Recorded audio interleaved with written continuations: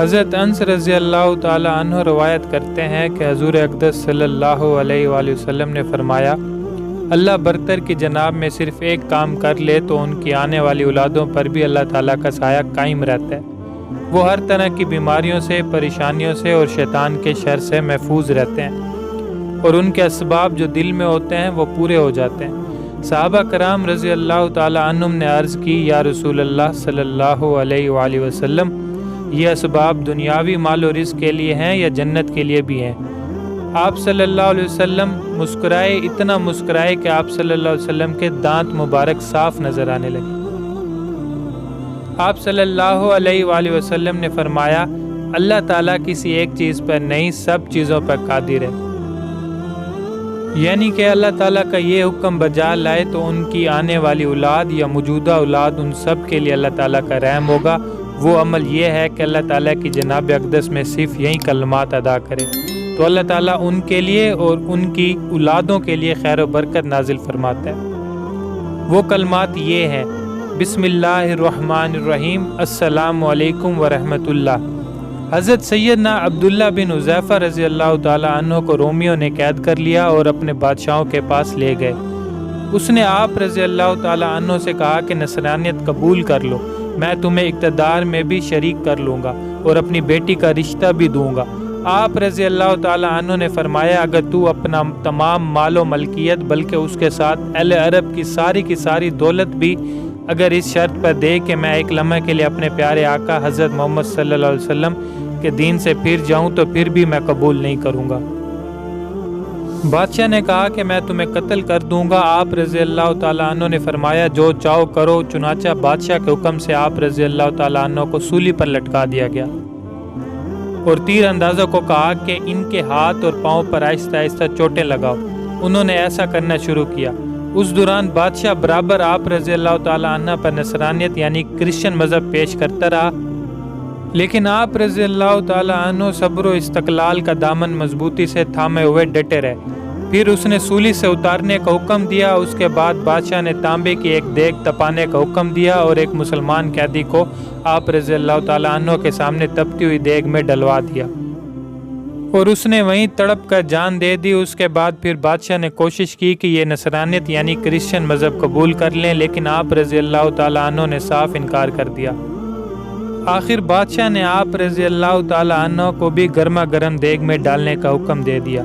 جب جلاد انہیں اٹھا کر اس آگ سے دیکھتی ہوئی دیگ کی طرف لے جا رہے تھے تو بے ساختہ آپ رضی اللہ تعالیٰ عنہ کی آنکھوں سے آنسو ٹپک پڑے۔ یہ دیکھ کر بادشاہ کو کچھ امید پیدا ہوئی کہ شاید اب اسلام کو چھوڑ کر میرا مذہب قبول کر لیں گے۔ اس نے واپس لانے کا حکم دیا، رونے کی وجہ پوچھی، لیکن آپ رضی اللہ تعالیٰ عنہ نے یہ فرما کر اس کی امیدوں پر پانی پھیر دیا کہ مجھے رونا اس بات پر آیا کہ میری صرف ایک ہی جان ہے جسے آگ میں ڈالا جا رہا ہے۔ کاش میرے پاس اتنی جانیں ہوتی جتنے میرے جسم پر بال ہیں اور میں سب کو رائے خدا میں قربان کر دیتا۔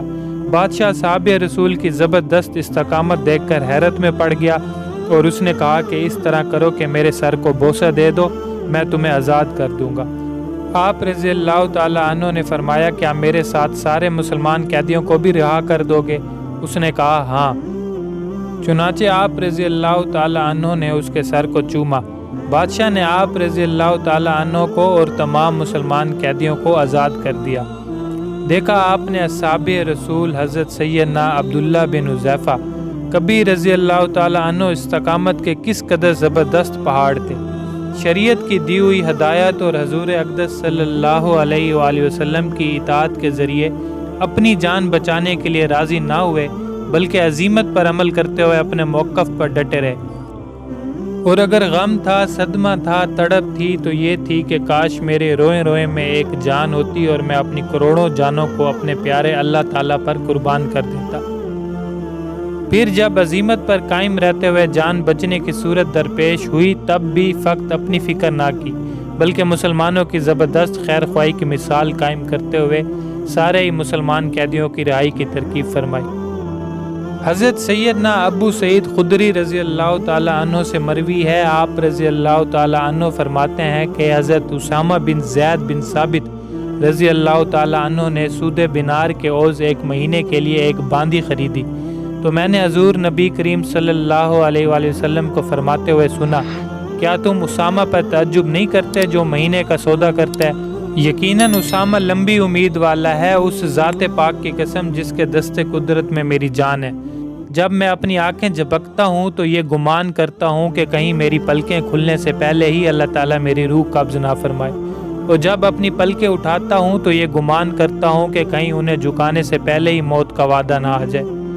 اور جب کوئی لقمہ منہ میں ڈالتا ہوں تو یہ گمان کرتا ہوں کہ موت کا یعنی موت آنے سے پہلے اسے نہ نگل سکوں۔ اے لوگو، اگر تم عقل رکھتے ہو تو اپنے آپ کو مردوں میں شمار کرو، کیونکہ تم سے جو وعدہ کیا جاتا ہے وہ ہو کر رہے گا۔ راوی کہتے ہیں کہ حضرت سیدنا اسامہ بن زید رضی اللہ تعالی عنہ نے اس باندی کو اپنا ہاتھ تنگ ہونے کی وجہ سے خریدا تھا، یعنی اس وقت مال موجود تھا، بعد میں نہیں خرید سکتے تھے۔ روایت ہے حضرت انس رضی اللہ تعالی عنہ فرماتے ہیں، یا رسول اللہ صلی اللہ علیہ وسلم نے فرمایا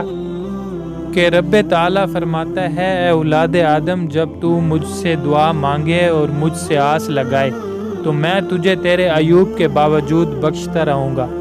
کیونکہ میں بے پرواہ ہوں۔ اے ابن آدم، اگر تیرے گناہ کنارے آسمان تک پہنچ جائیں گے، پھر تو مجھ سے معافی مانگے، مجھے کسی کے ساتھ شریک نہ کرے، تو میں تجھے بخش دوں گا، کچھ پرواہ نہ کروں گا۔ اے اولاد آدم، اگر تو زمین بھر کر خطاؤں کے ساتھ ملے مگر ایسے ملے کہ کسی کو میرا شریک نہ ٹھہراتا ہو، تو میں زمین بھر بخشش کے ساتھ تیرے پاس آؤں گا۔ حضرت ابو ہریرہ رضی اللہ تعالی عنہ روایت فرماتے ہیں کہ ایک شخص نے حضور اقدس صلی اللہ علیہ وآلہ وسلم کی خدمت اقدس میں حاضر ہو کر عرض کیا، یا رسول اللہ صلی اللہ علیہ وآلہ وسلم، مجھے ایسا کوئی مختصر عمل بتائیے کہ میں اس دنیا میں باوقار ہو جاؤں اور محشر کے روز سرخرو ہو جاؤں۔ آپ صلی اللہ علیہ وآلہ وسلم نے فرمایا، تم غصہ نہ کیا کرو، کیونکہ غصہ تمہیں جہنم کے کنارے تک لے جاتا ہے۔ پہلوان وہ نہیں جو 10 آدمیوں کو پچھاڑ دے، پہلوان وہ ہے جو اپنے غصے پر قابو رکھ سکے۔ حضرت سیدنا سلمان فارسی رضی اللہ تعالیٰ عنہ فرماتے ہیں کہ حضور اقدس صلی اللہ علیہ وآلہ وسلم نے فرمایا، مسلمان جب نماز پڑھتا ہے تو اس کے گناہ اس کے سر پر رکھ دیے جاتے ہیں، جب بھی وہ سجدہ کرتا ہے اس کے گناہ جھڑنے لگتے ہیں، لہٰذا جب وہ اپنی نماز سے فارغ ہوتا ہے تو اس کے تمام گناہ جھڑ چکے ہوتے ہیں۔ امیر المومنین حضرت سیدنا عثمان رضی اللہ تعالیٰ عنہ کے غلام حضرت سیدنا حارث رضی اللہ تعالیٰ عنہ فرماتے ہیں کہ ایک مرتبہ ہم حضرت عثمان رضی اللہ تعالیٰ عنہ کے ساتھ بیٹھے ہوئے تھے کہ اذان کا وقت ہو گیا،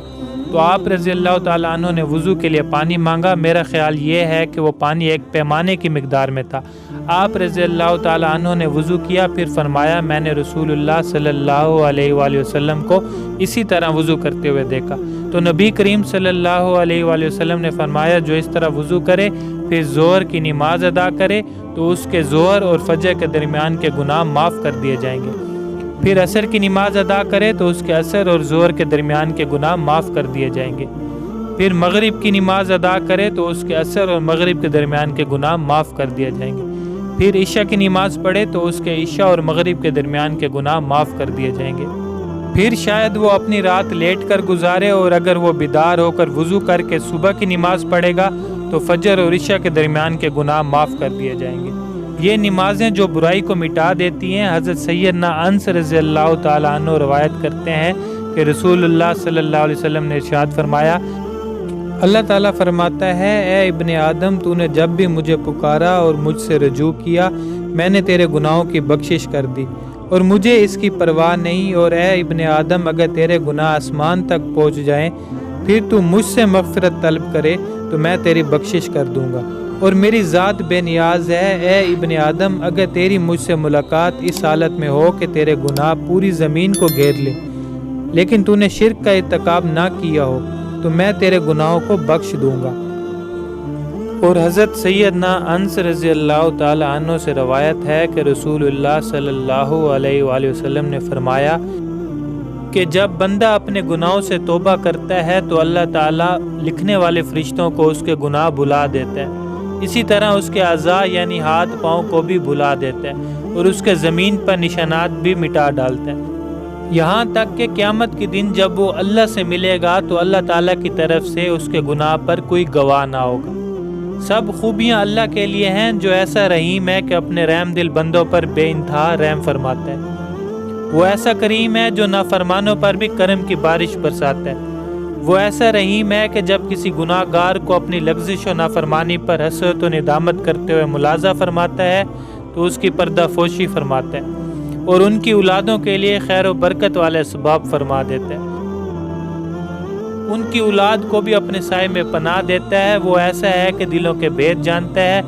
ہم اللہ تعالیٰ سے دست و ادب گروہ زاری سے دعا کرتے ہیں میرے تمام مسلمان بہن بھائیوں کی اولادوں کو اللہ تعالیٰ اپنے حفظ و امان میں رکھے، آمین یا رب العالمین۔ جزاک اللہ خیرا کثیرا۔